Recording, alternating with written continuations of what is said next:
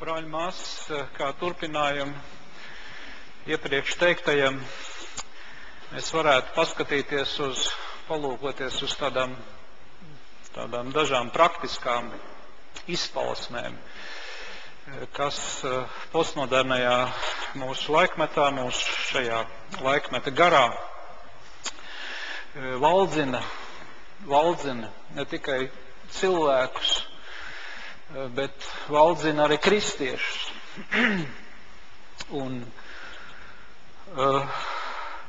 kad tā kādreiz atklājās, kad arī ir kristieši, kas skatās filmas Secret, piemēram, ja, un pat iesaka citiem viņus skatīties un lasa dažādas grāmatas tajā laukā, tajā sfērā. Tad paceļās tiešām nopietni jautājumi, kāds garīgums vada mūs, ja mēs nefiltrējam, ja mēs laižam caur sevi tādas un tam līdzīgas lietas. Mums būtu mazliet vērtīgi konkrēti uz dažiem piemēriem paskatīties.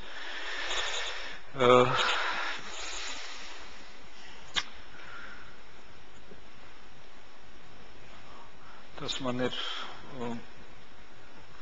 daži faili, kurus es gribu parādīt, ko mēs rādio skatāmies, bet konkrēti par šo jautājumu.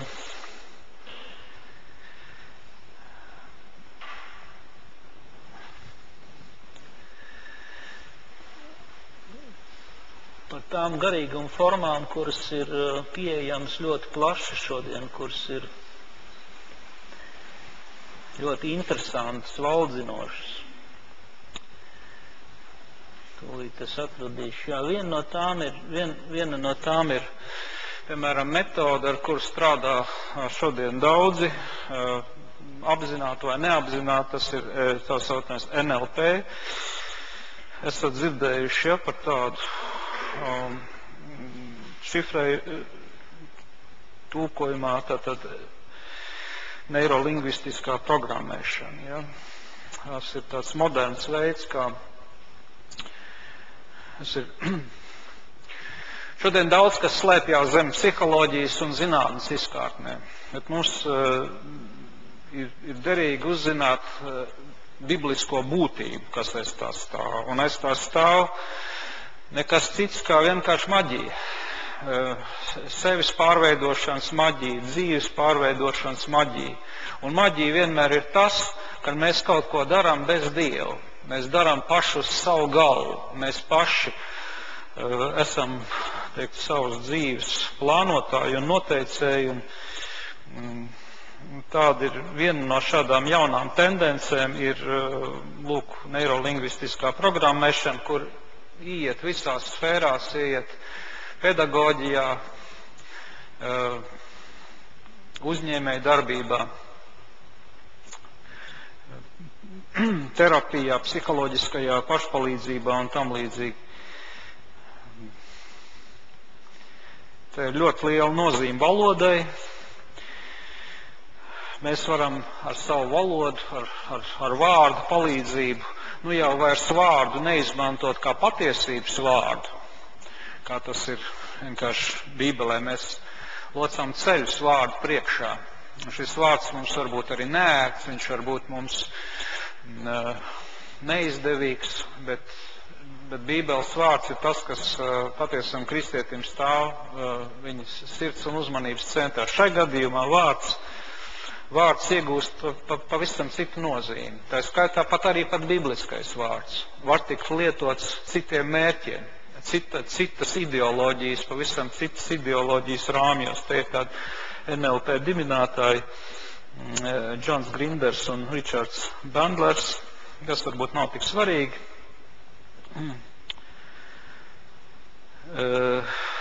Es tikai kādas pāris būtiskās lietas jums gribētu pateikt, un tad iet tālāk un paskatīties vēl kādas dažas derīgas piemēras priekš mums. Ja. Tas ir veids, kā programmēt, ja, kā veidot savu pasauli. Tas ir tā kā ar datoru. ar datoru. Veikls datoru speciālists, IT speciālists rīkojās meistarīgi un veikli. Viņš programmē, pārprogrammē, ja vien viņš zina, kā to darīt.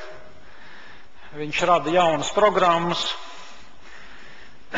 Vienreiz viens mans draugs jautāja vienam pārdevējam, internetu veikalu pārdevējam, vai var radīt tādu, vai var ar datoru palīdzību uzkarsēt teikanu? Un atbildi tāda, jā, var, ja tikai atrod atbilstošu programmu, ja tikai izveido atbilstošu programmu un pareizi saslēdz, tad visu, ko var izdarīt, arī var uzkarsēt teikanu. Un te ir tas, kas saistās ar NLP un ar citām tam līdzīgām metodēm, kuras tiek šodien piedāvāts cilvēkam visās dzīves sfērās, tik tiešām visās dzīves sfērās.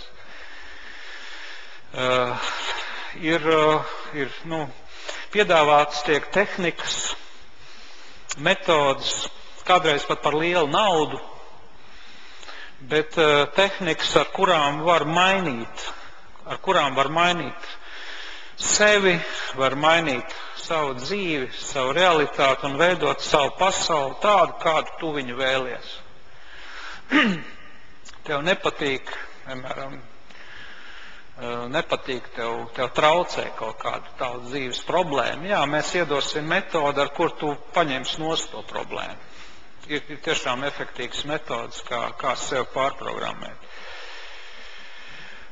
Tāpat tās arī vēl tālāk var iet, skatā uz savu dzīvi. Tev nepatīk, kā tavu dzīvi rit, viņa ir pārāk grūta vai pārāk nepiepildīta. Jā, mēs tev iedosim metodas, ar kurām tu vari mainīt savu dzīvi. Radīt savu pasauli arī, redziet, tas ir postmodernisma, modelis, universs šeit pirmajā attēlā ir viens centrs, ap kuru griežās galaktikas, visas pasauli riņķo, teiksim tā, ap 1 centi, mēs teiktu, Dievs, viņa patiesība. Un šeit ir multiverss, kurā katrs cilvēks, kurš vien zina un kurš vien māk operēt ar pareiziem likumiem, viņš var radīt pats savu visumu. Vai tas ir kas jauns? Tā nebūtu, ne. Tas ir rakstīts jau radīšanas grāmatas, tātad Genesis 1. mūzes grāmatas 3. nodaļā. Un, Dievs negrib tā dot visu, kas tev ir vajadzīgs. Dievs ir skaudīgs nedaudz uz to. Dievs pats grib paturēt priekš sevis to labāko, tāpēc viņš nedod jums visu, kas jums vajadzīgs.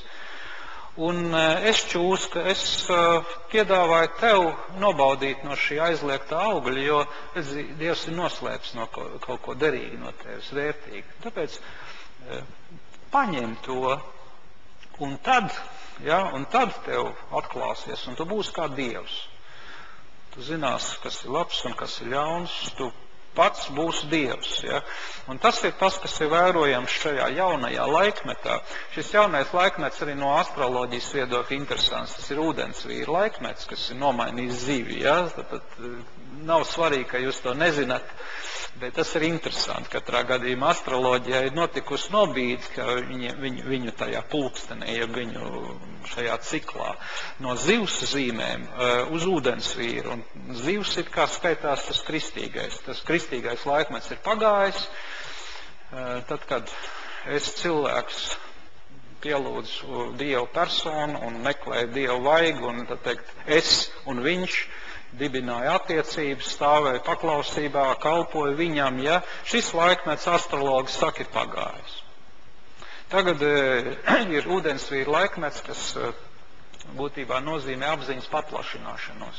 Tātad izlejās apziņas paplašināšanās straums virs zemes, cilvēks savienojās ar kosmisko apziņu, ezoteriķu aprindās, tas ir slavens teiciens, kosmiskā apziņa, kosmiskais. Un tā skaitā arī lūk, citu starpā arī šīs lietas, kad es varu būt kā Dievs. Ja vien man ir pareizās zināšanas, ja vien kāds man iedod pareizo grāmatu rokās, kurā ir, jeb arī es apmeklēju labus kursus, kur varbūt pat maksā vairākus tūkstošus, kas to var atļauties, bet ja kāds var atļauties, lūdzu, tu iemantos tādas spējas un tādas iespējas, kas tev daudzkārt atmaksāsies.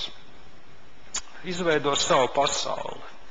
Ja, ja tev kaut kas nepatīk, šeit man patīk šī bildīte ar to kaķēnu un ar to lauvu, kas tu vari sev pārprogrammēt, ja? Tev nepatīk, kāds tu esi. Ja? Lieto vārdu. Lieto vārdu zināmās receptēs, zināmās kombinācijās, iedarbojies uz saviem nerviem un neirolingvistisks, ne? Un mainas, redziet, arī transformācija, arī pārtapšanas mācīja. Viss šodien interesē pārtapšana, tikai ar kādiem veidiem, ar kādām metodēm, kas aiz tā stāv, kas tā pa ideoloģiju.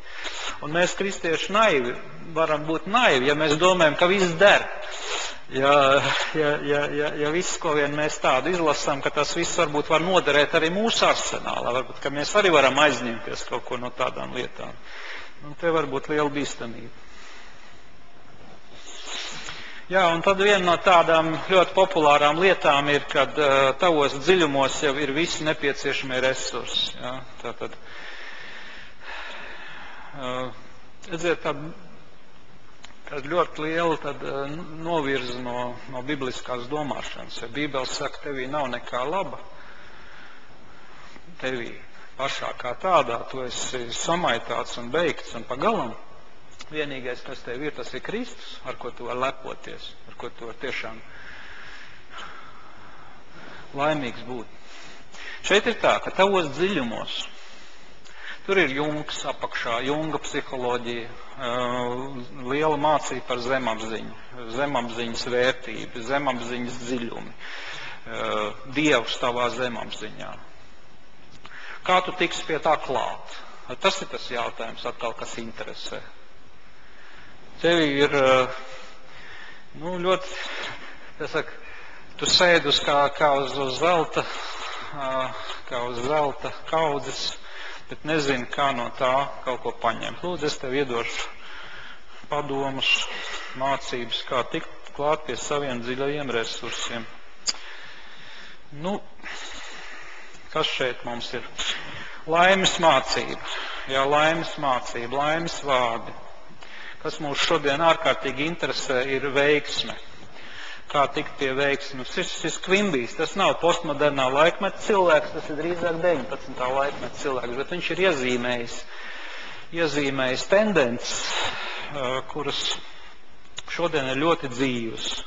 Tātad Kvimbijs tas ir vīrs, kas ir runājis, ka Dievā ir tikai harmonija un tikai labums, un Dievā ir viss pozitīvais. Un ja mums ir problēmas dzīvē, ja mums neveicās, ja mums ir sarežģījumi, no kā tas ir? Tikai no mūsu nepareizās domāšanas. Maina domāšana, kļūst pozitīvs. Tad domāšana kļūst par atslēgu visām tavas dzīves problēmām. Redz, Dievs netiek meklēts. Arī ja dzīvē ir sarežģījumi, ja dzīvē ir grūtas situācijas, tad netiek meklēts iemesls Dieva vaigu priekšā. Varbūt tas ir grēks, kas ir jālabo. Varbūt ir jāizver kādas durvis, kuras tu esi atvērs sātanam savā dzīvē. Varbūt tas ir okults grēks, kur tu esi atvērs durvis sātanam un tavā dzīvē ienākusi masīva nesvētība. Un postu, un ir postījusi un posta aizvien vēl tavu dzīvi. Bet tā vietā, lai ietu pie Dieva un Dieva gaismā meklētu risinājumus, meklētu grēku nožēlu, tiek meklēti citi risinājumi, pavisam citā sfērā, pavisam citā virzienā, un proti, nepareizi ir tavu domāšana. Tātad Dievs te nav spēlē, Dievs te nav vispār faktors. Faktors ir tu un tavi dziļie resursi, neizdibinām dziļie resursi un tava, iespējams, nepareizā domāšana, kur ir jāmaina. Un es tev pamācīšu, kā to izdarīt. Un kā pamācīšu. Un kā vēl pamācīšu. Te mēs stāvam ļoti lielu tādu izaicinājumu priekšā. Tas ir tas jaunās domas strāvojums. Es tikai viņu pieminēšu, es par viņu nerunāšu daudz, jo ir jau runāts citā vietā un rādio ir runāts. Tas ir tas jaunās domas strāvojums, kas ir par pamatu, kuras mācība ir pamatā arī tādai filmai kā Secret un tam līdzīgām filmām un tam līdzīgām mācībām. Tas ir, lūk, šis Quimby iedibinātais pareizās domāšanas, ja pozitīvās domāšanas virziens. Nu, te mēs stāvam milzīgi izaicinājumu priekšā. Jā. Nu, arī no Bībeles runājot, arī mēs varam, zināmā mērā teikt, nu, taisnība, jā, mūsu domāšana var būt nepareizi, jā, bet mums ir jāatpazīst gala rezultātā, kas ir tās saknes, kas ir šīs aplamās mācības saknes. Te vēl ir, lūk, vēl viens avots interesants, tā ir Quimby skolniece kristīgās zinātnes dibinātāja Mērija Beikera Edija. Šis virziens kristīgā zinātne, viņš bija populārs Ulmaņa Latvijas laikā, 20, 30 gadi. Tagad viņš tiešā veidā gandrīz nav atrodams, bet tā mācība, viņa dzīvo, viņa ir tāda lokāna un viltīga, un viņa ir iemājojusi, un daļēji viņa ir iemājojusi tā sauktajā labklājības evaņģēlijā, kas ir šodien gan pārstāvēts visai spēcīgi. Ja jūs ar tiem cilvēkiem runāsiet, ka tur ir spēlē Quimbys vai Mērija Beikera Edija, droši, ka viņi teiks, ka mēs neko tādu nezinām. Mums ir tur raksti, mums ir mūsu cilvēki, tur citas personas, viņi nosauks, no kā mēs smeļamies. Bet ir vērtīgi kādreiz pasakot un dziļāk ieskatīties, un Mērija Beikera Edija viena no tām, kas noliedza slimību, noliedza visu veidu negatīvismu un ļaunumu, kāds vien dzīvē ir, ka tas ir tā kā ilūzija, tā kā nereāls. Tur tam vajag stāvēt pretīm, to vajag noliegt, to nevajag pieņemt, to vajag vienkārši noliegt. Un tev ir jāstāv tādā pilnīgi pozitīvā atziņā, jāzina, ka Dievs ir tikai pozitīvs, tikai harmonisks, tikai labs, nu, tiešām Dievs arī ir tikai labs, bet saprotiet, kā es to domāju. Un šīs mācības ir zināmas un dzīvot spējīgas, kad arī šajās jaunajās kustībās, kas ir jaunās harizmātiskās kustībās, kur kādreiz ir nācies ar šiem cilvēkiem runāt, un tas man ļoti sāpina, jā, ka kādreiz nevar ar viņiem runāt par grēku, nevar runāt par krustu, jā, viss, kas kaut kas tāds ir reliģijos, tas viss tiek noliegts un maz atzīts. Viss, kas man traucē, tas ir no kaut kāda, ļaunā. Te ir vēl viens virziens, tātad personālās veiksmes literatūra žanrs. Viens tas ir, redziet, latviski izdot grāmatu, Napoleons Hills. Un te iet vaļā mums ar pozitīvo domāšanu atkal. Pozitīvās domāšanas spēks domā un kļūsta bagāts. Ne? Un kas tas ir? Tā ir modernā laimes un veiksmes maģija. Maģija ir, es vēlreiz saku, tas, kad mēs bez Dieva vēlamies paši savā dzīvē kaut ko panākt, kaut ko pārveidot, likt kaut kam pārveidoties, uz kaut ko iedarboties, ar kaut kādiem likumiem, ar kaut kādām likumsakarībām, kuras mēs esam izzinājuši, un kāds mums ir pa kluso pateicis, zini, ko ir tāda formula, ja tu to darīsi, tu piedzīvosi veiksmi. Tas tā ļoti novienkāršot, bet pēc būtības tā ir modernā laimes un veiksmes maģija. Un te vēl citi autori, Normans Vincents Pīls, arī tas ir kristietis, un šeit viņš tiešām plaši lieto Dievu vārdu. Kā šajā grāmatā, kas tur ir parādīta, tā arī citās ļoti daudz lieto Dievu vārdu. Tātad ņem ārā rakstu vietas no konteksta un lieto tās kā tādus talismanus. Atkārto skaiti, pacel savu tādu pašvērtības līmeni,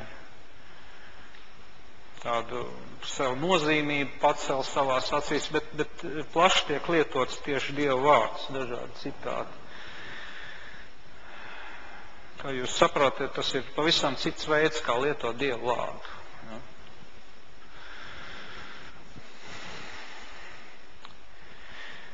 Un te ir ļoti daudz grāmatas. Es, piemēram, tādā veikalā uz Čaka ielas, tur pat 2 veikali tādi, ja jūs iet paskatītos. Es esmu gājis un vienkārši par tiem plauktiem un tādā pilnīgi šokā, kas ir iztulkots krieviski. Katrs, kas lasa krieviski, viņš var dabūt jebko. Arī latviski pietiekoši daudz iztulkots.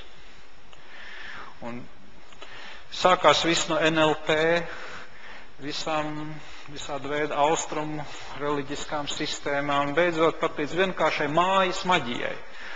Kā savu māju svētīt, iesvētīt, kā darīt tā, lai mājā viss būtu labi un lai viss labi norisētu, notiktu. Modernā laimes un veiksmes maģija visādos formos, visādās iepakojumos. Tas ir tas, kas šodien cilvēki interesē. Šī viļņa ārkārtīgi daudz, kas notiek. Piemēram, šī grāmata apakšā tas Frogs into Princess. Kā vardē pārtapt pa princi. Ja? Tad pasakas motīvs, bet izaicinājums tev. Ja? Ar NLP metodēm, ar veiksmes un laimes formulām, kā tu vari pārveidot savu dzīvi, kā tu vari no vienkārši nenozīmīgas vardītes, ja, pārtapt par kaut ko ārkārtīgi nozīmīgu, par kaut ko pa princi. Ja. Lūk, tevi mācīs, tevi rādīs to. Te ir arī tā grāmatā, šajā krieviskais nosaukums Magija Udači, ja, skaidrs. Šis magnēts, kā pievilkt attracting success, ja, kā pievilkt veiksmi savā dzīvē. Mums ir jābūt ļoti, ļoti stipriem mūsu kungā, viņa spēkā. Es nemaz te nevaru parādīt visas iespējamās lietas, kādas ir. Tas nemaz nav mans uzdevums, un es to nevēlos. Tas pat ir necienīgi, jo mums jāzina, tas oriģināls ir vislabāk, un tās falšās naudas viņas jau vienmēr bijušas un būs. Ja. Bet jābūt ir mums stipriem kungā, lai mūs nekas no šī nevarētu vilināt.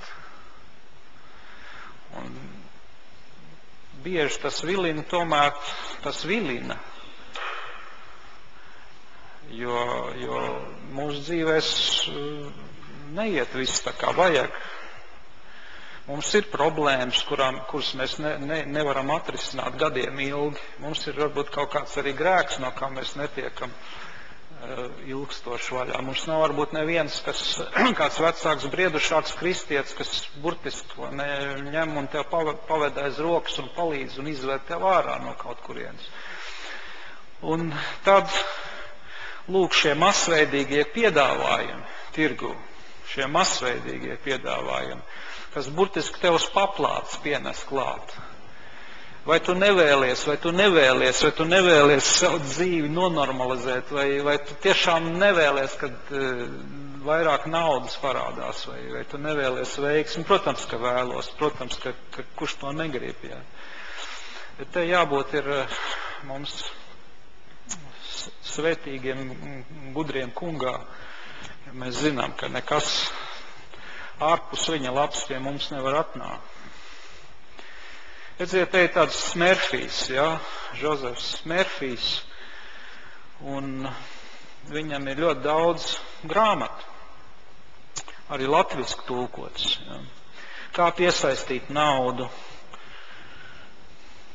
Esiet sava liktenes noteicēji.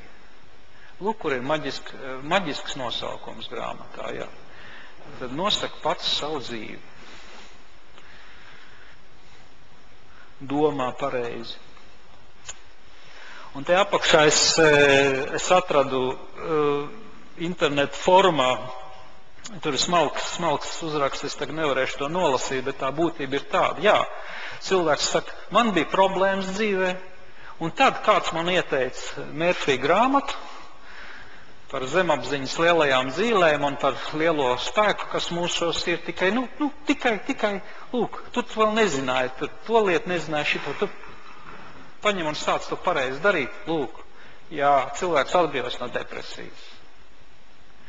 Jā, un ja mēs kristieši, piemēram, gadiem ilgi esam kungā, ja, un piemēram, aizvien mocīt no kaut kādām smagām problēmām, varbūt arī no depresijas, tad šāda liecība varbūt mūs spēcīgi uzrunā. Varbūt man arī pamēģināt. Varbūt tas nemaz nestāv pretī, varbūt tas nerunā pretī nemaz Bībelē, kāpēc nepamēģināt?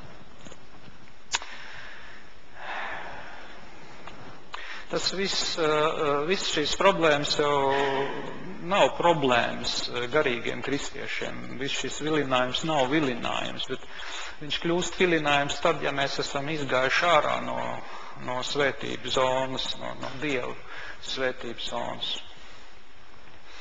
Ja mēs esam padzērušies ar svētā gara ūdeni, mums neko nevajag. Kas to zina? Kas zina, kā tas ir? Jā. Kad tev nav svētā gara ūdens, tev vajag alkoholu, tev vajag vēl kaut ko vajag. Vajag spēcīgas izjūtas, vajag acīm kairinājumu, ausīm kairinājumu, vajag radīt sev interesants izklaides industrija strādā priekš tevis. Bet, kad mēs esam dzēruši no tā ūdens, ko Jēzus dod, mums nemaz to nevajag. Mums vajag vienu lietu vienīgi. Kā es tuvāk pie Tevs, kungs, kā es varu vairāk mērcēties Tavā klātbūtnē, kā es varu vairāk no Tevis pasmelt. Bet pietiek mums aiziet projām no šī brīnuma avota, miesā un nomaldīties šajā pasaulē, iemīlēties šīs pasaules laikmetā. Tā, lūk, piedāvājums ir klāt. Grāmatas tiešām ir daudz. Ja? Ir kāds no jums uz Čakra ielas iegājis tajos Rērika grāmatnīcās? Nav. Es tā īpaši neiesaku tur. Bet ja kāds ieiet, ja, tā kā kristietis, kā vienkārši ar kunga acīm paskatoties uz to un paskatieties, vai jums nenāks raudiens. Salīdziniet ar kristīgo grāmatu klāstu, salīdziniet ar garīgo literatūru, un jūs redzēsiet, kādā neiedomājumā proporcijā tas viss stāv. Cik kādreiz mēs kristieši varam būt, kā saka, neinteresanti. Jā, jo, ko gan mēs varam piedāvāt? Ko mēs varam piedāvāt pasaulē cilvēkiem atraktīvi? Tā pirmā brīdī mūs var nokaunināt. Un tad lūk, reāls spēks, neierobežotas spējas, NLP praksē, tavs iekšējais spēks, zemapziņas spēks, domu spēks un tā tālāk un tā joprojām.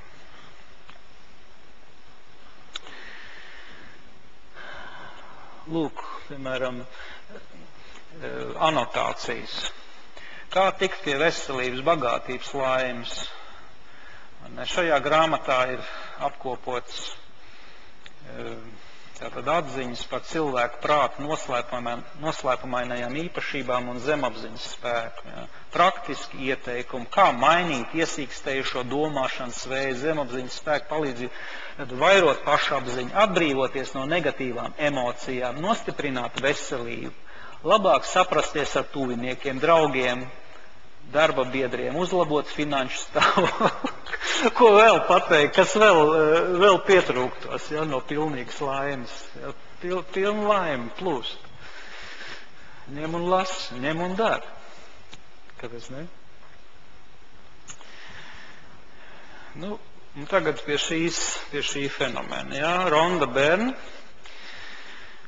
kas ir Austrālijas populāra Austrālijas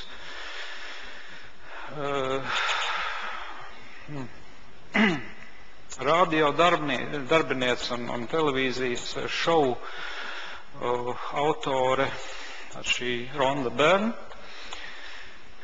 ir vienreiz apkopojusi visu savu pieredzi, visu to, ko viņa zina, un piedāvājusi grāmatu, kas ir tulkota 48 valodās un skaitās bestsellers līdz pat šai dienai. Un tātad ir arī filma izveidot. Lūk, es šo filmu lieku skatīties maniem studentiem BPI, Baltijas Pastorālajā institūtā, un man interesē tik tiešām, lai jaunie cilvēki nevis vienkārši noskatās un pēc tam pasaka, tur tas nav pareizi, tas nav pareizi. Es viņiem iesaku, lai viņi noskatās viņu un tiešām paskatās, kas tur ir varbūt patiesas, varbūt tur ir arī kaut kāda patiesības grauda, kaut kas tiešām vērtīgs, interesants. Noskatieties un tad mēģiniet ar Dievu vārdu, ar patiesību likt pretim, jeb mēģināt analizēt. Nevis vienkārši norīt un pateikt, bet analizēt un pētīt. Tas tik ļoti pietrūks šodien daudziem. Pirmais iespējas man bija tāds, to filmu mēs viņu uzlikām un skatāmies, un sākumā bija tāds smiekli, tāda mazliet, tur daudz šovu, tur daudz ir tādas taisītas lietas, bet jo vairāk man tie studenti viņi skatījās, jo dziļāk, jo nopietnāk viņi palika. Un beigās viņi palika tik nopietni, ka viss tāds smiekli pazuda un jautrība, un viņi saprata, ka viņi atrodas ļoti nopietna fenomena priekšā. Un to kritizēt nemaz nav tik vienkārši. Tas nemaz nav tik tā uz sitienu. Ir labi jāpadomā, ko tur var likt pretim. Tātad šīs filmas tāds būtiskākais ir, jeb šīs grāmatas un šīs filmas, šīs autors uzdevums ir mācīt cilvēku kādām aizmirstām zināšanām, kas ir sens maldu mācības gnosticisms, starp citu sens lozungs, ka ir kādas slepenas zināšanas, kuras lūk ir vienkārši aizmirstas, un mēs esam tie, kas viņas atsvaidzina un tagad nes jums lietošanai. Tas ir šis uzsitiens, šis piesitiens. Tātad ir kāds noslēpums, ko visi senie gudrie ir zinājuši, un tagad kaut kā viņš ir aizmirsies, bet es jums to nesu. Tas ir mans evaņģēlijs. Un šī evaņģēlija būtība ir tā sauktais pievilkšanas likums. Law of attraction. Pievilkšanas likums. Un tas ir tāds, ka tu pievelc visu, ko tu domā un ko tu jūti. Ja? Es jums pa Kvimbiju rādīju pozitīvā domāšana, tas viss tā gultnē iet atkal. Ja? Tātad viss, ko tu domā un ko tu jūti, tiks tev piesaistīts. Tu esi tā kā staigājošs magnēts. Un ja tu to nezini, tad tu laidi brīvu vaļu savām domām un brīvu vaļu savām jūtām. bieži atrodies mīnusā, tātad negatīvajās emocijās, nepareizās domāšanās, nepareizā domāšanas veidā, un līdz ar to tu skaties, kas tavā dzīvē notiek. Tev ir iztrūkums, materiālais iztrūkums veiksmē un laimē un veselībā, visādi veidi iztrūkums. Pasties, kā tu domā, kā tu jūti, un tad iemācies no šīm zināšanām, un tad beidzot saņem dzīvē savu veiksmi. Te ir tātad vēlreiz tas grafiski izlikts. Mēs pievelkam visu, ko domājam un ko jūtam, respektīvi tas viss, kas tavā dzīvē pretī tev mazākā neveiksme, jeb krahs, jeb depresija, jeb kādas lietas. Ja? Viss ir tavas nepareizās domāšanas un jūšanas rezultāts. Te nav runa par Dievu, kā par personu, kurai mums stāvēt pretim un kuram jautāt, kura kaut ko saprast, saņemt, te tas nemaz nav šajā plānā. Viss ir par tevi pašu. Tātad, vai tu saproti pievilkšanas likumu?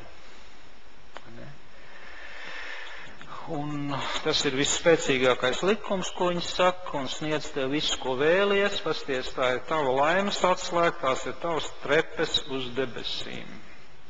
Pasties, tas ir kāds kosmiskais džins, ja? Kosmiskais džins, kurš izpilda katru tavu vēlēšanos, tā kā Aladins. Ja? Aladins ar lampu paberzēja un parādījās džins. Ko vajag? Ne, tas bija izbrīnījies, kā tā. Un, lūk, Ronda Bērna, viņa māca un saka, lūk, tieši tāpatās notiek ar cilvēku, ar viņu domām un jūtām, ka džins, šis kosmiskais džins, šis kosmiskais likums, tas ir tāds vissvarīgākais likums visā pasaulē, paskatieties, tur nav neviena vārda par Dievu, tas ir viens kosmisks likums. Viņš darbojās nemaldīgi. Un tikko tu kaut kur paberzē to lampu, ja savu tātad iekšējo dvēseles daļu, paberzē savu, pieņemsim, pozitīvo domāšanas daļu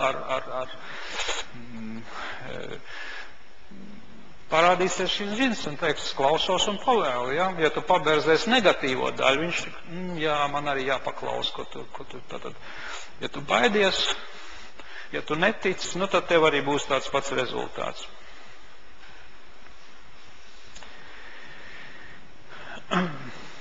Lūk, viss akcents ir uz domām un uz jūtām, kas ir kā magnēts. Un redziet, kas te ir, tātad topi pats sava prāta meistars. Te tiek tev piedāvāts atkal būt par kosmisko meistaru, ja, par mazo dievu. Tev piedāvāts būt, esi beidzot savas dzīves noteicējs. Tu esi spējīgs mainīt savas domas, tu esi spējīgs pastāvīgi domāt pats, veidot pozitīvus domu tēlus un priekšstats, un tad pareizi pagaidīt, lai tas manifestējās fiziskajā realitātē. Lūk.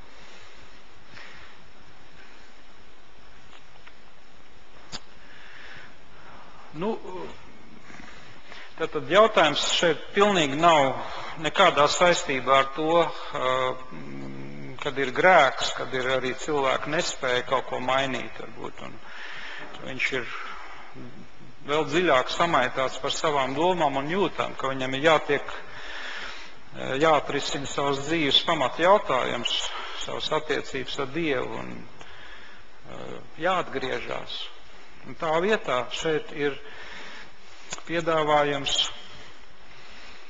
tāds, tu vari.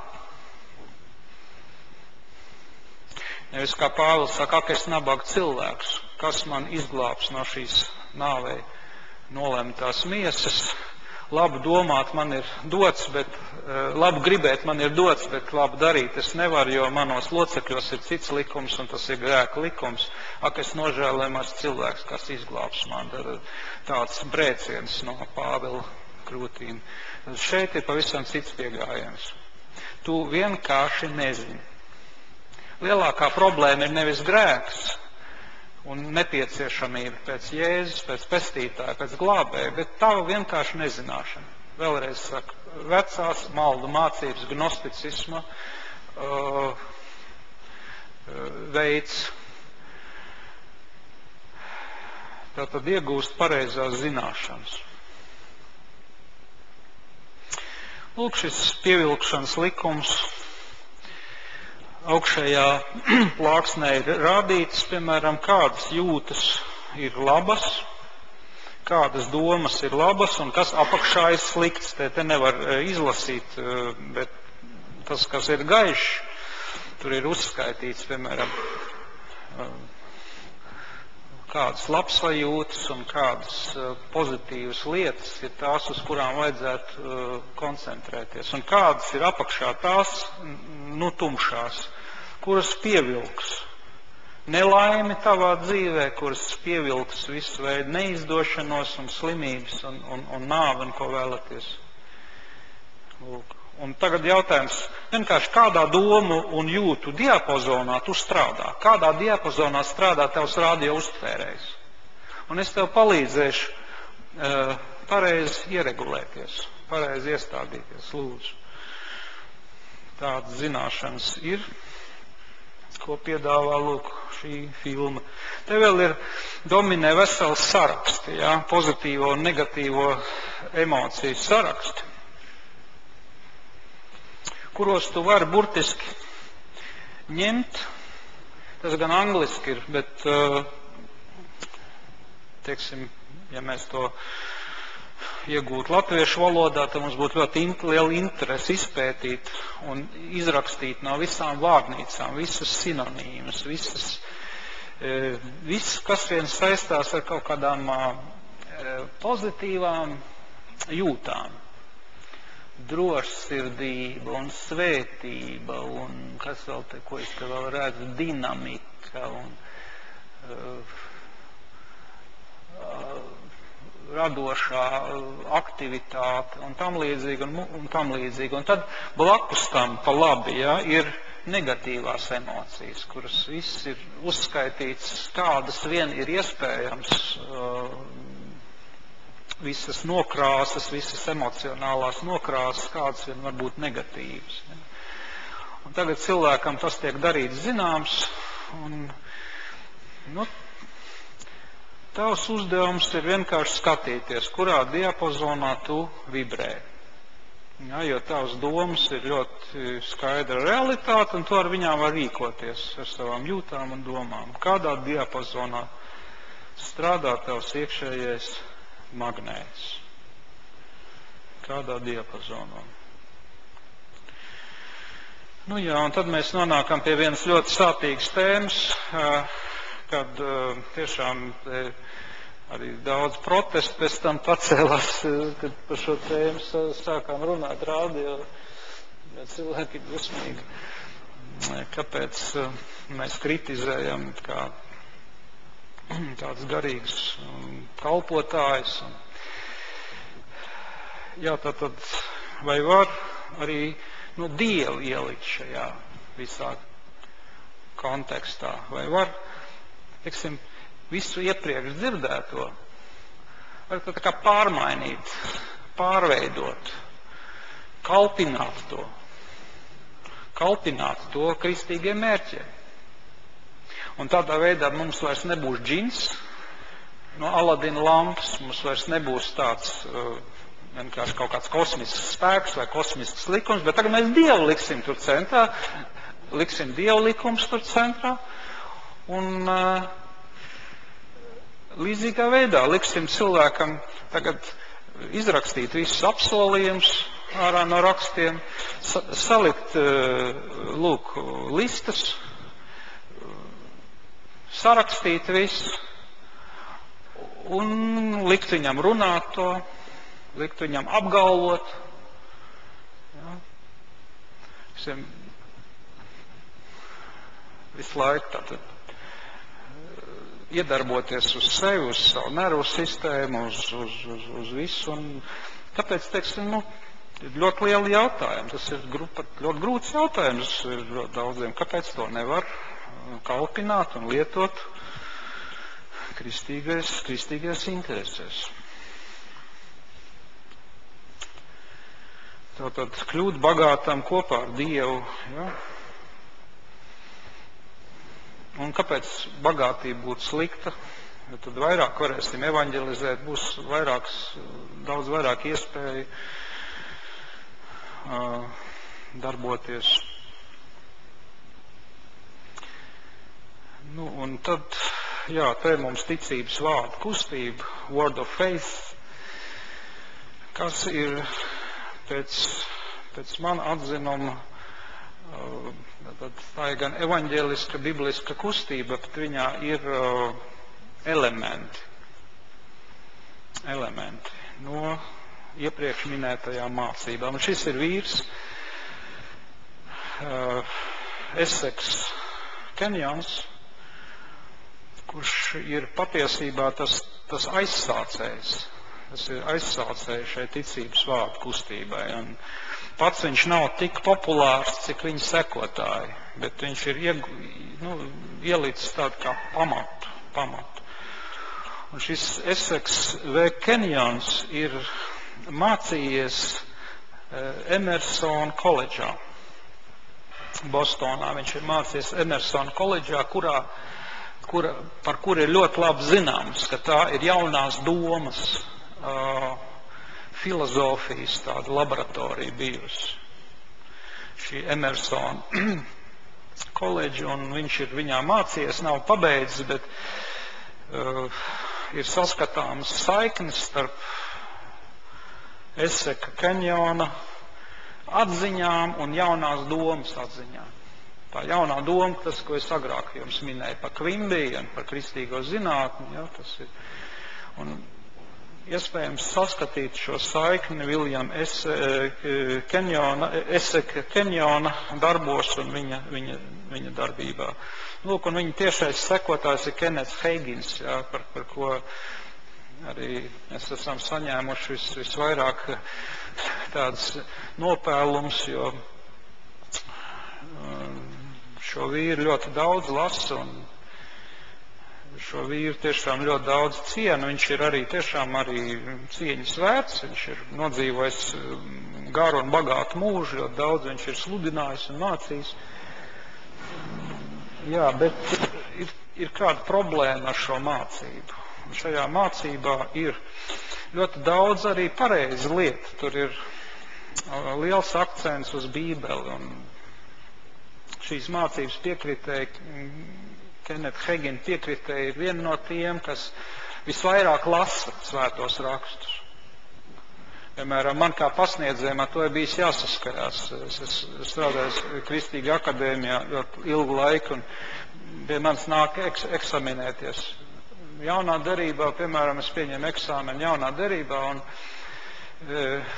parasti no tradicionālām konfesijām ar dažiem izņēmumiem. Es esmu divus izņēmumus saskatījis no mūsu baptistu vides, kur studenti perfekti pārvalda Bībeli, runā par kur tēmu grib, šķir kur vietu vaļā grib, viņi gatavi runāt par to, spriest, jo viņiem tas ir interesanti, viņi tajā ir iekšā, bet 90 vai 80% gadījumos tradicionālo konfesiju kristiešu Bībeli nezina.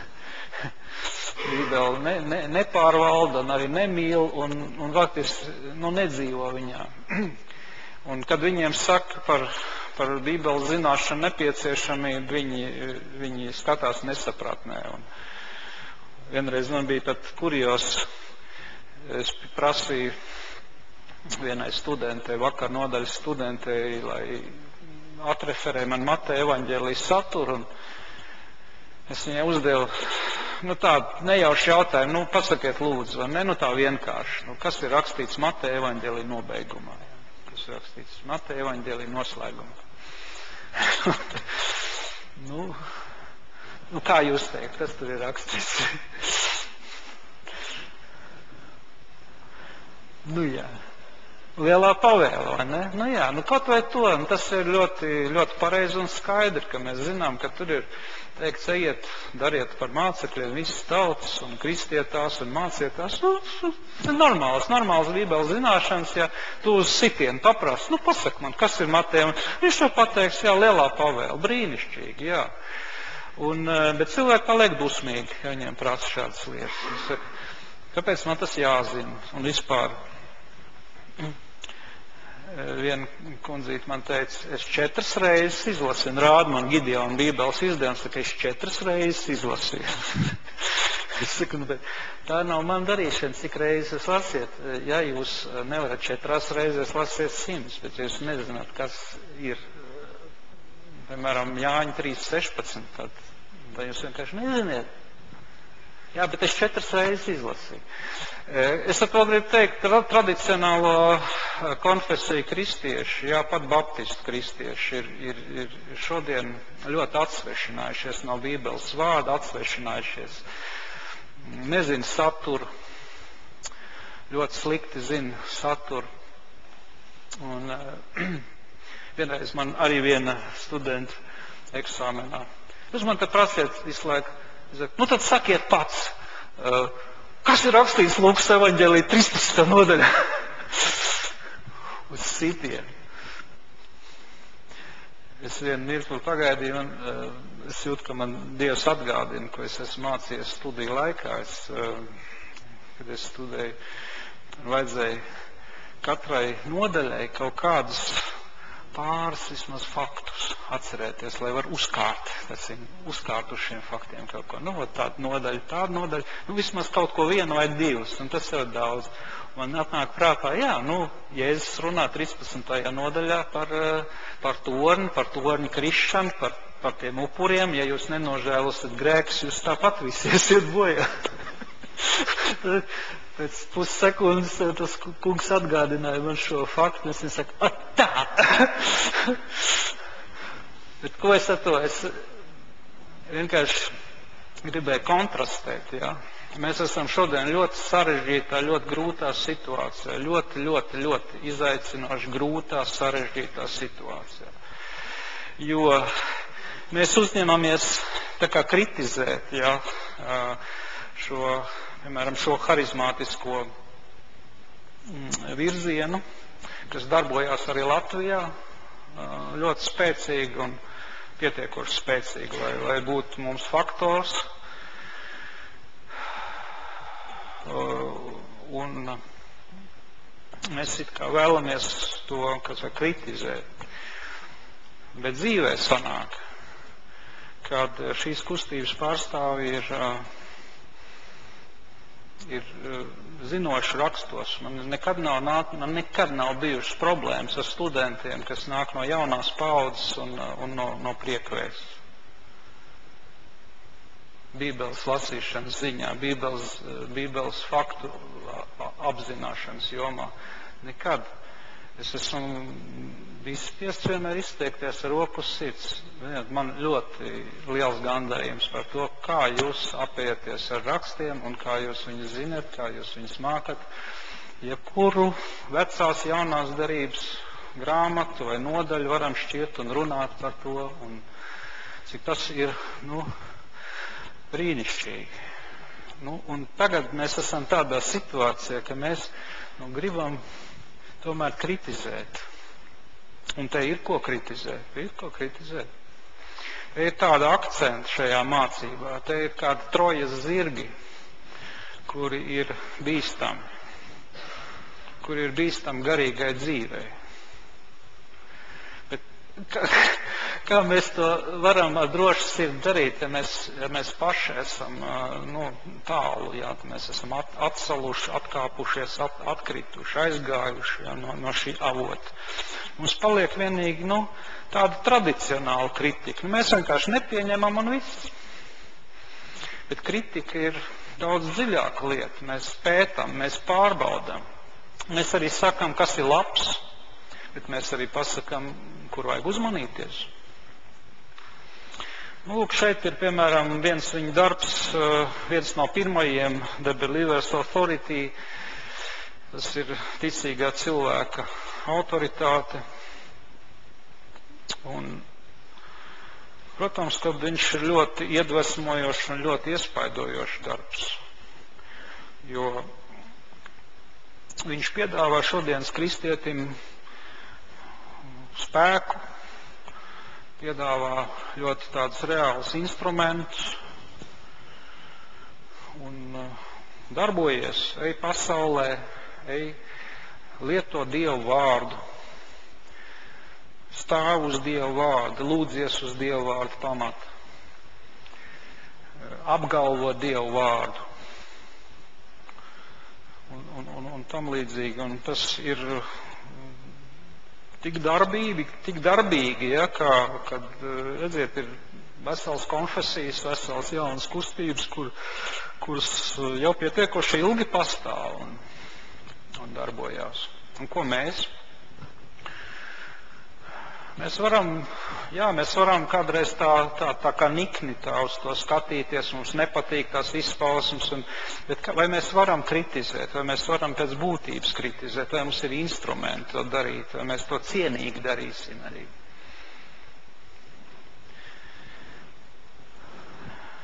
Un visā šajā plānā, jā, te ir ļoti daudz tādu sludinātāju, kas ir pazīstami. Kennets Koplēns ir viens no tādiem tiešiem sekotājiem. Joyce Meyer ļoti populāra, Latvijā arī viņa daudz skatās. Joyce Meyer stāv uz šīs mācības, praktiski stāv uz tās. Te ir tā parasti, vai nu cilvēki to pieņem, vai nu noraida. Ja? Tāds veselīgs dialogs un tāda izsvēršana reti, kad ir notikusi. Tas ir milzīgs iespējas, paskatieties tāda Joel Osteen mega baznīca, kāda milzīga, kāds iespējas no tā, cik tur cilvēki ir, cik tur tūkstoši ir. Ja? Tas ir ļoti iespējīgi.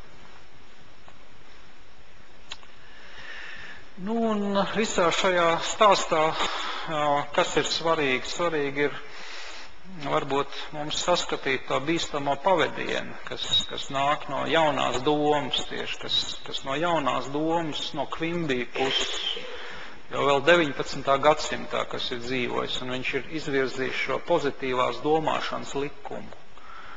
Un pats galvenais ir maini domāšana. Un tad viss būs labi, viss būs kārtībā. Un bieži vien šis vecās mācības raugs, viņš tiek nekritiski pārņemts un tā kā savienots ar kristietību kopā. Un tad rodās pretruns starp biblisko garīgumu, starp biblisko kristietību un starp šo jauno, vilni, ar šo jauno kustību, kurā daudz kas ir ļoti efektīvs, iedarbīgs, spēcīgs. Ja? Un tomēr mums vajadzīgs ir vērtēt un būt ļoti uzmanīgiem, skatīties, kā tas bibliski sadar vai nesadar. Un tā tendence ir tāda, pozitīva, ļoti pozitīva,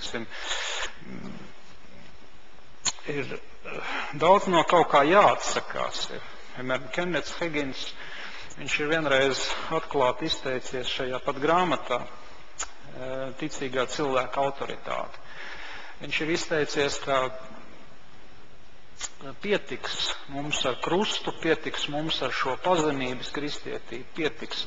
Var jau saprast, kā viņš to domā. Varbūt tiešām viņam ir daudz kas apriebies no tādas nedzīves kristietības, bet redziet, viņš ir pārlicis akcentus. Viņš saka, pietiks ar krustu. Tagad ir triumfs. Tagad ir laiks tikai triumfēt. Un to visu mēs norakstam uz reliģiju. Tas ir vecais, tas ir pagājis, tas ir bijušais. Tur mēs negribam vairs tā iet, to mēs saucam par mirušo reliģiju. Un tagad mums būs tikai dzīvais, tikai triumfālais. Mēs tikai uzvarēsim. Mēs visu sakausim, mēs visu uzvarēsim. Mēs iesim kā tāds milzīgs karaspēks. Tas ir ļoti vilinoši, jo daļai tam ir ar pamats vārdā. Bet tas bīstamais ir tas, ka tas ir sajaukts kopā ar šo pozitīvo domāšanu, un tad var rasties problēmas. Cilvēks nepieņem krustu vairāk dzīvē, viņš nepieņem ciešanas. Vēl ko es esmu saskatījis ļoti bīstam šajos cilvēkos, ne jau visos, bet dažiem man ir nācies, ka nespēja atzīt savas vainas, savu grēku, savu kļūdīšanos, jo viss ir tikai uz šī triumfālismu viļņa, uz šīs uzvaras viļņa. Majestātiskums, varenība, brīnumi, spēks. Un kā tad ir? Ja tu esi maldījies, ja tu esi kļūdījies, ja tu esi kritis, vai tu vari to atzīt, vai tu vari nožēlot grēkus, vai tu vari noliekties un būt arī pazemīgs. Un es esmu redzējis, ka dažiem šīs mācības pārstāvjiem tas ir grūti izdarāms. Ļoti grūti.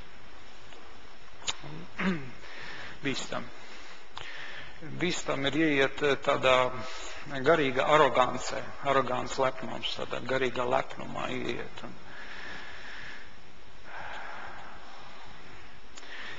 Tā būtu atsevišķa tēma. Es tikai varu uz dažām lietām koncentrēties. Šeit ir godības teoloģija un triumfālisms.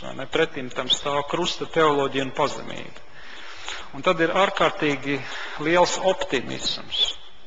Skatā uz cilvēku, skatā uz viņu iespējām. Teiksim, tiek ņemts viss šis vārds, kas runā par to, kas mēs esam Kristū. Ja? Mēs varam visu, un mēs visu varam tā spēkā, kas mūs stiprina, un visu varam, un visu varam, un visu varam, un man ir Kristus spēks, un es esmu tas, un es esmu šis, un es esmu viss, teiksim, tas pozitīvais tiek sakoncentrēts tik lielā, masīvā veidā, ka tad ir grūti pēc tam apieties ar to personas daļu, jeb ar to mūsu būtnes daļu, kas tajā spriedzē stāv. Vēl nav piedzīvojis savu pestīšanu pilnā mērā. Mums ir vājš ķermenis, mums ir arī grēcīga daba, kur izpaužās. Grib to vai negrib brīžiem, vienalga. Mums ir darīšana ar mūsu grēkiem arī. Un ja man nav atbilstoši balans starp šīm lietām, ja es gribu tikai pozitīvo redzēt, ko es darīšu ar to negatīvo, kas nāk, vai es mācīšu viņu apieties, ja es viņu noliekšu vienkārši, ja es izlikšos, ka viņa nav nemaz, varbūt kaut kā tam līdzīgi. Es visu varu. Maksimālisms, antropoloģiskais maksimālisms, es visu varu. Jā, bet ir rakstos arī tāds vārds, es neko nevaru. Bez manis jūs nevarat neko, nenieka. Visam tam būtu nepieciešams būt pareizā balansā, pareizā tādā veselīgā kopsadarībā. Jā, mēs triumfējam, mēs uzvaram, ne, bet mēs arī esam ar krustu, mēs arī ciešam. Mēs dzirdam Dievu balsi, tāpēc, ka mēs esam Dieva bērni, mums ir tiesības dzirdēt viņa balsi, bet mēs arī nedzirdam viņu, mēs arī nesaklausām, mēs arī nepareizi saprotam, arī tā gadās. Un ja man nav atbilstoši krusta, ja man nav arī pazemības, tad es varu ieiet maldos, tādā lepnuma garā. Un tā ir problēma.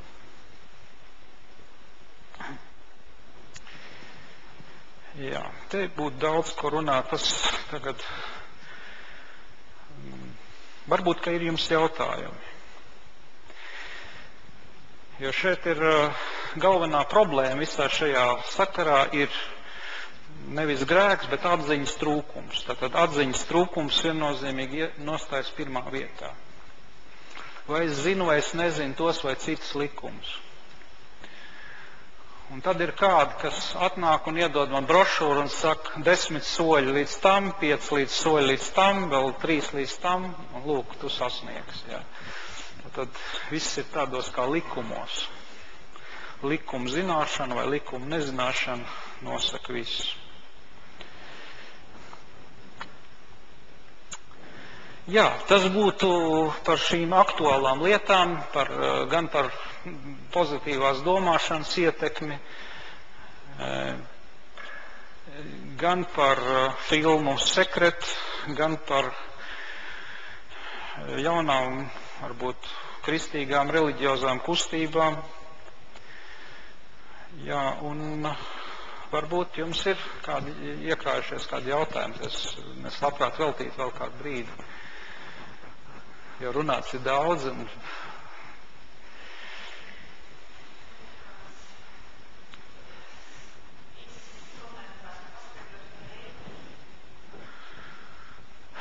Jā, tā ir viens no austrumu mācības un dziedināšanas paveidiem, kas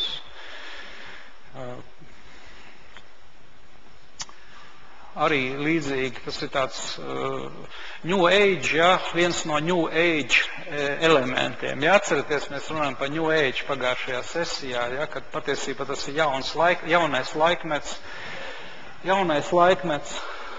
kurš jau ir ienācis tagadējā laikmetā un nāks savā spēkā. Un mums, kristiešiem, būtu nepieciešams dzīvot ar šī jaunā laikmeta spēkiem.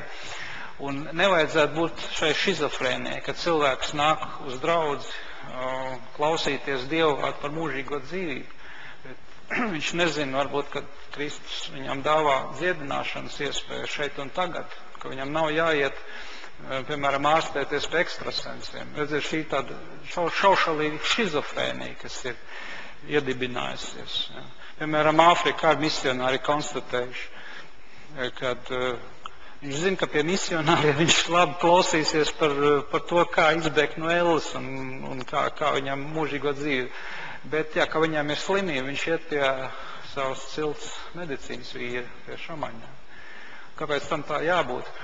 Dievs dod nepieciešamo savā draudzē. Jā, varbūt viņš nevienmēr dod uzreiz visas mums vajadzīgās dziedināšanas, bet viņa spēki vienmēr pieejami. Jaunās pasaules spēki ir pieejami. Tas īstais New Age ir mūsējais. Viņu ir nozaguši ezotēriķi, astrologi, un viņi kalpina viņu. Lūk, reiki ir viena no šīm dziedināšanas formām, kurā tur ir speciāls tehnikas, kā to panākt, savienot cilvēku ar kosmiskiem spēkiem un ieplūdināt viņā kosmisko enerģiju un panākt viņā, vai nevis harmoniju, visu, ko viņam vajag. Daudz šīs formas, ļoti daudz un dažādas, tur pat nevar saskaitīt, cik viņas ir daudz. Gan ar dārgakmeņiem, gan ar akmeņiem parastiem, gan ar ko tik nē. Jā, reiki ir viena no tām formām. Tur ir roku uzlikšana arī, jā, cik es zinu. Tur ir kontakts ar vienu, kurš ir saistīts ar kosmosu un ar to, kas ir slims, un tad ar rokām tiek viņš manipulēts un dziedināts.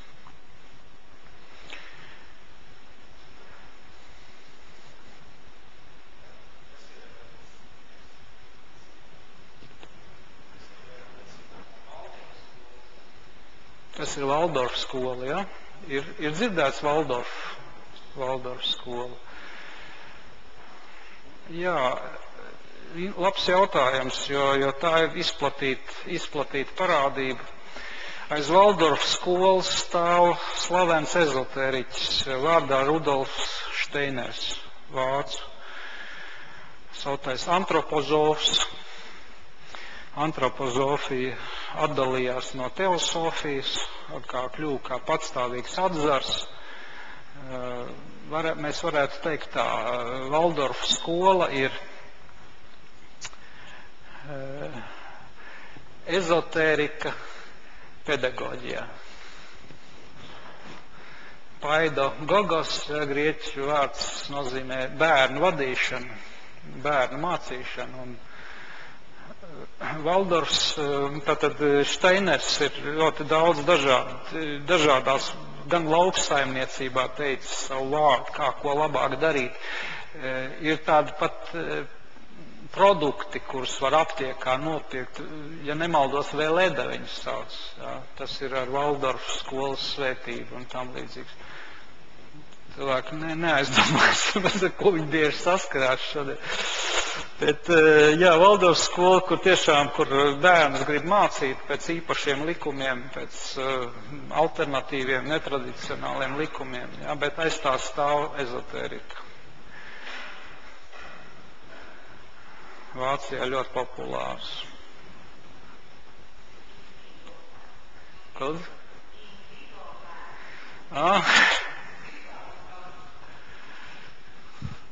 Jā, es par to tik daudz nezinu, tikai pēc būtības, kad aizvien vairāk šīs formas piesaka sevi.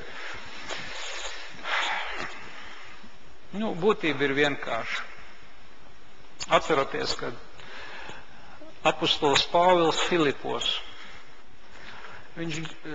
viņiem sekoja verdzene, kas 3 dienas pēc kārtas sauc skaļā balsī: šie ir Dieva vīri, kas jums sludina pestīšanas ceļu. Un to viņi darīja ilgstoši, līdz kamēr viņam apnika, jā, un viņš ko izdzina zīlēšanas garu. Un aiz visām šīm indigo lietām un aiz daudzām citām lietām stāv ārkārtīgi viena vienkārša lieta. Tā ir apsēstība ar dažādiem gariem. Apsēstība. Ļoti plaša mēroga apsēstība, kas nododas tālāk arī bērniem. No paaudzes uz paudzi. Kad bērni piedzimst jau ar zināmām spējām, ar lielām spējām. Acīm redzot, jo tuvāk mēs nākam laika robežai, jo ar vēl spēcīgākiem fenomeniem mums ir jāsaskarās, un beigās tie fenomeni būs tik spēcīgi, ka tie, kas nav iemīlējuši patiesību, 2. Tesaloņķieši, tie tiks pievilti. Brīnums zīmes un filmas arī par to uzņem, un tiks cilvēku, un kāda vēl cilvēka, ko visu var ar rokām un ar acīm un ar ko visu. Pavisam, es neesmu bijis indigo nekad, ja, bet es zinu, ka man mamma ir ņēmusi savā laikā gaišaģu pakalpojumus pirms manas dzimšanas. Agrāk bērnībā es sāku piedzīvot mēnešu serdzību. Staigāšanu pa naktīm, jā, šo somnambulismu, kā viņi vēl sauc. Un tad, jā, 17 gadu vecumā man parādījās jau ļoti liela interese par neredzamām lietām. Un tad manās rokās vēl nonāca grāmata, Jogas Ramačaraka grāmata Dzīves kompass. 17 gadu vecumā es to izlasīju un piepildījos. Es saņēmu garu kaut kādu, ko es varu saukt kaut kādā vārdā, bet tam nav nozīmes pēc būtības, jā, ko šis gars man deva. Šis gars līdzīgas lietas deva. Es sāku lasīt domas, vēl skolnieks būdams, un man tas tā patika, ka es jūtu, ko cilvēks tūlīt runās, pirms viņš vēl ir pateicis kaut ko. Tas visinteresantākais bija skolu nobeidzot pie eksāmeniem, eksāmenu biļetes, lūk, indigo piemērs. Protams, tāds naivs, jā.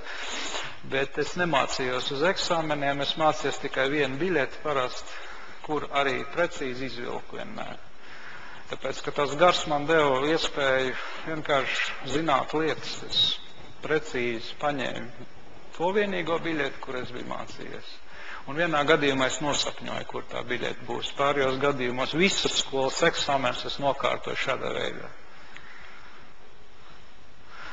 Manas problēmas sākās universitātē. Es iestājos toreiz filozofos 80. gadu, 80. gads apmēram. Un man trāpījās otrā kursā tāds priekšmets matemātiskā loģika, kur pasniedzēji bija tādi, kas teica, pie manis neviens nešpikos. Kāpēc? Tāpēc, ka jūs to nevarēsiet darīt. Vai nu es nevarēšu, tāds cilvēks kā es jau visu varēšu.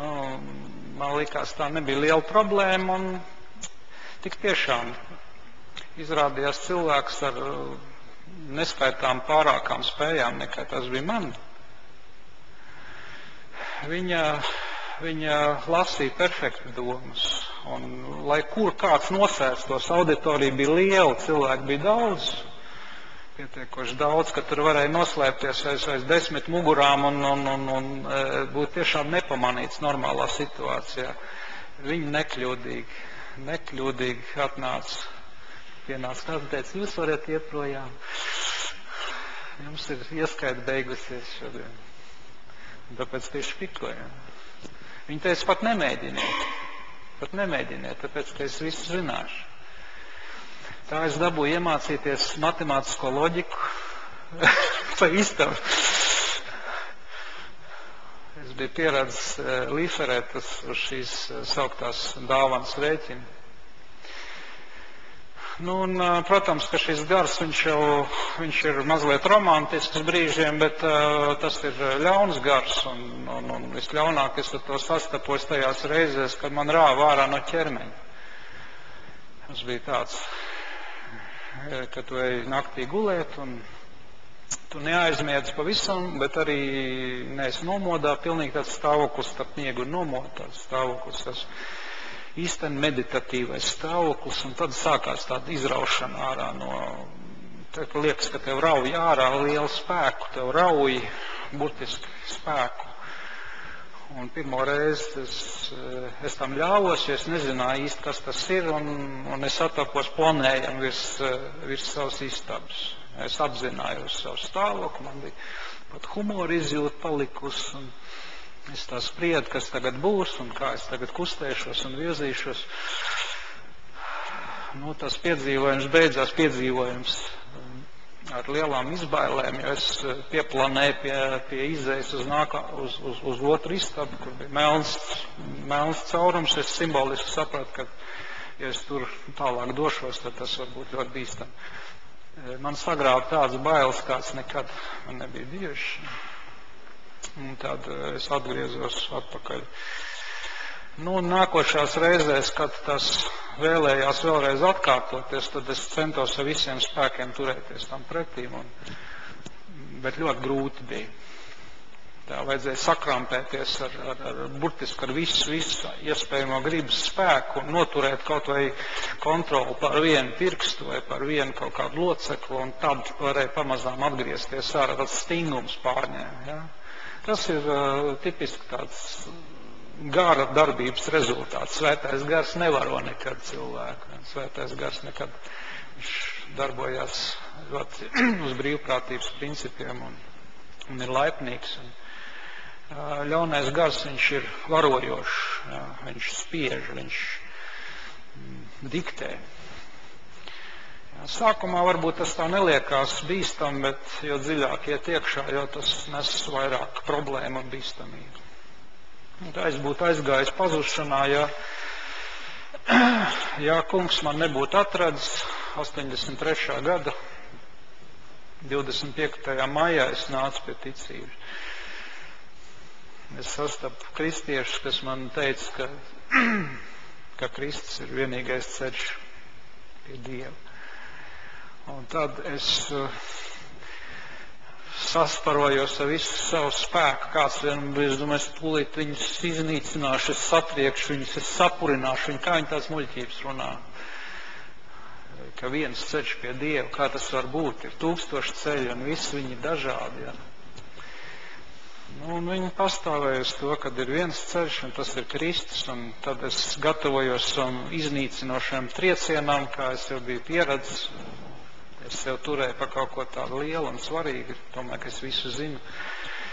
Bet tad sajūtu to pirmo tādu būtisko mājienu un tādu es neteiktu, ka tā bija balss, bet kaut kas līdzīgs, kas saka, Juri, tagad apstājies, tagad labāk paklusē un labāk paklausies, ko tev saka.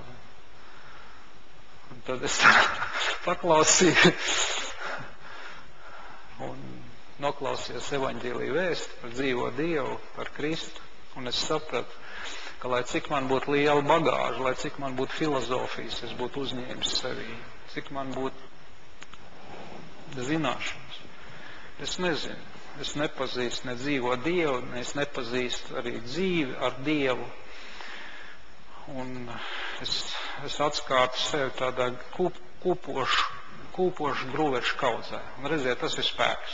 Tas ir svētā gara spēks. Un viņš nāk ar liecības vārdu, viņš satriec šos maldus. Un tad, protams, ar to reizi vēl nekas nebija līdz galam, jā, bet es saņēmu ļoti nopietnu impulsu, un tad sākās ilgstoša cīņa, kad 3 mēnešu garumā. Jo tikko es atgriezos vecajā vidē, ar veciem draugiem, ar pat vingrinājumus, kādreiz gribēju kaut kādus vēl izdarīt, savus jogas vingrinājumus un relaksācijas vingrinājumus pēc Šulca metodas. Un tā es ievilkos atpakaļ iekšā, tā kā zaņķī, ja, tas gars velk atpakaļ. Un tad atkal es sapratu, nē, man pateica patiesību, un es nevaru būt mierā, jo es redzēju, ka tas ir spēks. Un es atkal devos pie šiem kristiešiem, un atkal, es domāju, es sajukšu prātā šitā te no viena uz otru, jā, spēcīgs gars, viņš velk atpakaļ. Līdz 25. maijam tiešām vienu brīdi es nokritu man zvīņas no acīm, un es teicu, jā, Dievs un Kristus un viss. Tā iesākās man garīgā dzīve, ja, gandrīz 30 gadu atpakaļ. Dažādi ir gājis, nevienmēr viss ir bijis gludi, bet neesmu vīlies Dievā un neesmu vīlies viņa spēkā. Tā, par indigo runājot, es teikšu tā, ka viņas var nosaukt daudz un dažādos vārdos, viņas var pa indigo saukt, tāpat tās var par X cilvēkiem saukt, bet kur ir tā būtība? Mēs redzam, kad mēs Bībeli lasām, mēs skatāmies, tā būtība ļoti vienkārši. Tā ir apsēstība, jo tālāk nāk, jo tagad apsēstība notiek pat multenes skatoties. Jā. Man patās viens dvēseli kopējs stāstīja, ka viens 4-gadīgs bērns apmierina sevi. 4-gadīgs bērns. Caur multenēm ienāk kaut kāds gars un liek viņam darīt tādas lietas, kas ir pilnīgi neatbilstošas nec viņa vecumam, nec viņa, kas ir zaļajām smadzenēm, jā. Tātad dažādi veidi, simtiem dažādu tūkstošiem kanālu, kādā veidā ieplūst šis okultais, maldīgais, ļaunais, un indigo ir viena no tām formām. Tāpatās arī mēs varam saukt šodien NLP, mēs varam runāt par pozitīvās domāšanas spēku, mēs varam minēt dažādas tehnikas, ja, dažādas tātad zemapziņas, tur lietot savu zemapziņu un lietot savu domāšanu, bet kas aiz tā stāv? Un atkal tā būtība ir ļoti vienkārša, bibliski raugoties. Tu skaties, un es skatos, lai es skatos uz sevi, un tu skaties uz sevi. Vai tu nestāv uz maģijas ceļu, vai tu neesi pilnīgi nogājis uz aplama ceļu. Jā. Jo attiecības ar Dievu, tās ir dzīves attiecības, tās nav kaut kāda likuma zināšana vai nezināšana vienkārši. Jā. Tas ir attiecības ar personu, dzīve ar personu. Un savu problēmu kārtošanu ar personu, caur viņu, ar viņu. Tu vari to, vai tu vari citu, vai tu vari tā vai savādāk. Bet ja tu to nedari, ja tu vienkārši gribi paņemt kādu grāmatu, gribi vienkārši noskatīties kādu filmu, tas tevi iedvesmo, nesekojot, nefiltrējot, tu vari pamazām soli pa solim nostāties uz pilnīgi cita ceļa. Sākumā viss liksies vēl tā kā parasti. Tas ir tā kā zivi, kad noķer tīklā. Kamēr zivs ir tīklā, viņa jau vēl ir ūdenī. Viņa jau vēl tur peld, tā vide vēl ir dabiska zivī, kaut tā tīkls jau apkārt stāv. Bet viņa vēl tur kustās, viņa vēl garšo ūdens vidi, ja? Un tad ir viens brīdis, hops! Un zivs vairs nav savā stihijā, viņa ir citā stihijā, tad viņa no ūdens ir gaisā, kurā viņa cauri, ja? Tas ir viens mirklis. Ir lietas, kuras, kas saka, ienāk kā rauks, mēs viņus tā nepamanām, mēs negribam to tā redzēt kā kaut ko tādu nopietnu. Bet ja tas rauks pieņemās spēkā, tad vienu brīdi mēs varam jau savu kāju jau tā riktīgi droši nolikt uz citu pavisam aplama ceļu, lai Dievs pasaka.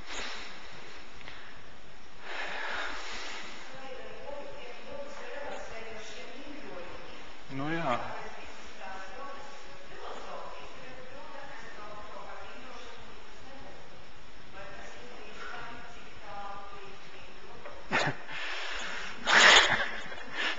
Cik tālu, ja tas ir līdzīgs jautājums kā ar karatē, ar austrumu cīņas mākslām, ja?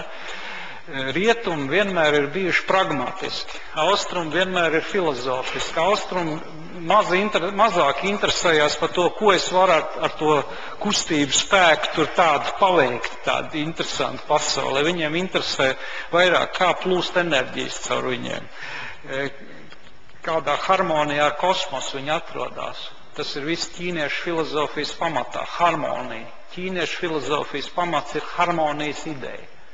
Kā ievest kādu harmonijā. Viens no tiem ir tātad cīņas mākslas. Cīņas mākslas būtībā ir reliģiozas. Viņas ir dziļi filozofiskas, viņas ir dziļi praktiskas priekš enerģētiskā līmeņa mainīšanas cilvēkam. Kā pa taviem kanāliem tur kaut kas var plūst, ki un čī. Kā var in un jaņ būt sabalansēts un tam līdzīgi. Mēs rietumos, mēs sakām, tas viss ar tiem ki un čī, ja, tas man neinteresē. Galvenais, kā es varu labāk tur izkauties, kā es varu būt stiprāks vai veiklāks. Nu, tad mums ir jābūt tādiem, gudriem šai ziņā. Es arī nevaru pateikt, Aija, kur ir pelēkā zona, kur ir baltā, un tad ir viena pelēkā zona, un tad sākās melnā. Ja. Personīgi es nenodarbotos ne ar ko tādu, kur es redzētu kaut kādu fonu vai bīstamību tajā. Kaut gan man grupas biedri kādreiz studijās korejieši, viņi visi pieprot karatē, viņi visi ir jau no bērnības tamī vadīti. Un tā kā es izteicu savus šaubas, viņi uz manīm skatījās tā ar laipnu skatu, teica, brālis nesapratīs, brālis ir pārāk bauslīgs. Tas ir tas vienmēr tas bijis, tas vecais jautājums. Jā. Vai var nodalīt tīru metodi no filozofijas? Vai var, filozofiju atstāt pa labi, paņemt to metodi un nodalīt, nolikt pa kreisi? Vai tas ir iespējams? Personīgi es domāju, ka nē. Varbūt kāds cits teiks, kad var, bet es tam neticu. Es redzu, kā tas ir 3. gadsimtā iedarbojies ar Origēnu. Origēnu mācību, kas vēlējās būt ar grieķiem draugos, ar Platonu un ar Plotinu draugos, kas vēlējās to labāko paņemt no grieķu filozofijas un tad parādīt, ka kristietība jau nav zemāka, ka viņi ir vai vienlīdzīgi, vai pat augstāk, bet viņš ārkārtīgi spēlējās ar šo grieķu filozofiju. Tik tālu spēlējās, kā aizspēlējās. Un faktiski uz Origēnu mācības balstās gandrīz visa austrumu kristietība, viss asketisms, kas ir kristietība. Un ja jūs paskatāties dziļāk asketismu mācību, ja, kristīgā asketismu mācību, Un tā nav joga, bet tas ir asketisms, kā pārtapt. Jūs atradīsiet pavisam svešas lietas tur iekšā. Kaut gan visi ir zem dieva jumta, jā, tā varētu teikt. Kad, viņi jau nesaka, ka viņi ir ārpus kristietības. Viņi saka, mēs tieši esam. Jā. Bet no Bībeles viedokļa tā ir liela atkāpšanās. Tas ir tas jautājums par pragmātisku pieeju. Cik pragmātiski mēs varam būt, tad cik mēs varam ņemt no tā, kas darbojās, ja, kas ir tāds reāls, ja, veselībai vai manai izaugsmai, manai karjerai, cik no tā mēs varam tiešām lietot, ja, vai mēs varam to lietot, vai mēs varam lietot psiholoģijas metodas dažādas, vai mēs varam psiholoģijas metodas vienkārši atdalīt no psiholoģijas gara, kas ir dziļi nebiblisks. Modernā psiholoģija ir mācība par dvēseli bez dvēseles. Un viņi ir attīstījuši dažādas sistēmas, bet pavisam citā ideoloģijā, citā zīmē, citā atslēgā. Jautājums ir, vai var to labot, tā teikt. Labo paņemt.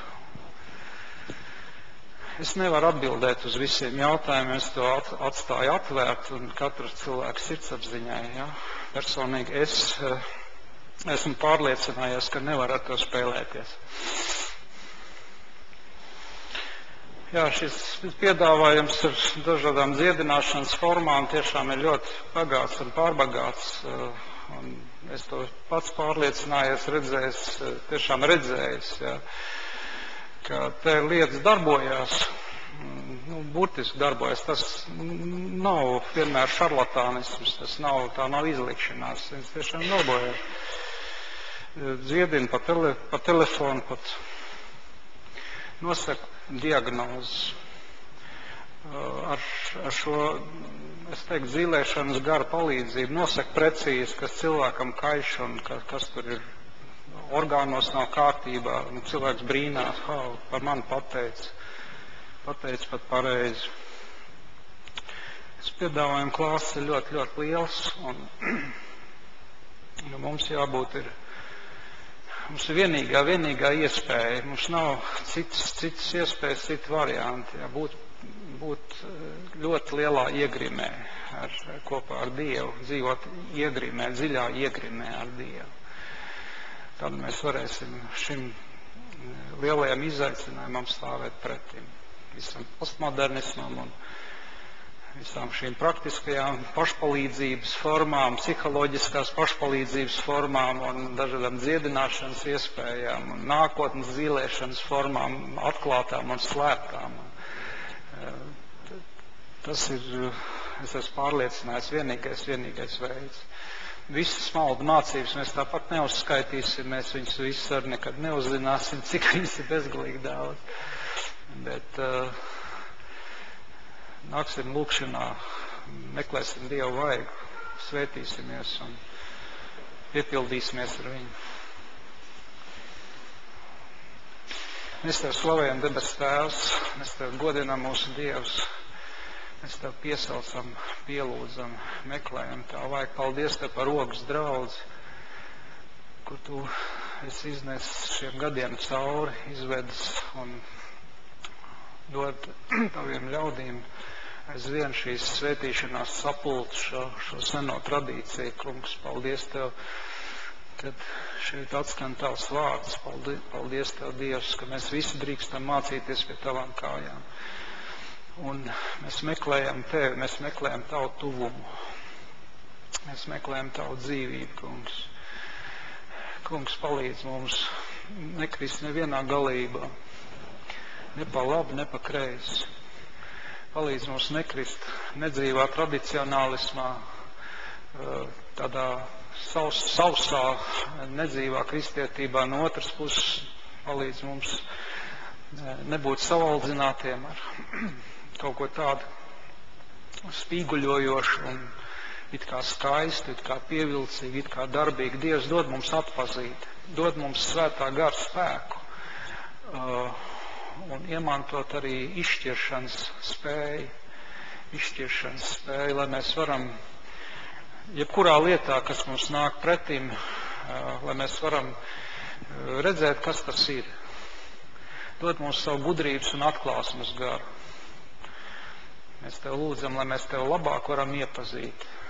Un lai mēs zinām, kāds ir Tavs varenais spēks, Tavs augšām celšanās spēks, kas darbojās ticīgajos. Mēs Tev lūdzam, ka Tavs valstības evaņģēlijs var izplatīties, kā šeit Ogrē, tā Tukumā, tā visās vietās. Palīdz mums Dievs un svētī, pasargā mūs, piepildi ar Tavu svēto garu. Jēzus Kristus vārdā. Mēs Tev lūdzam, Dievs, lai tiešām tas, kas ir Tavam jaunajam laikmetam piederīgs, ka mēs esam baudījuši nākamās pasaules spēkus, un mēs arī tos tiešām baudam, tos spēkus, kas Tavai valstībai ir piederīgi. Ja? Un ka mēs perfekti zinām, ka mēs precīzi zinām, kas nav tas. Ka mēs Tevi labi pazīstam, mēs varam visu falšu atpazīt. Dievs svētī mūs uz to. Jēzus vārdā. Āmen.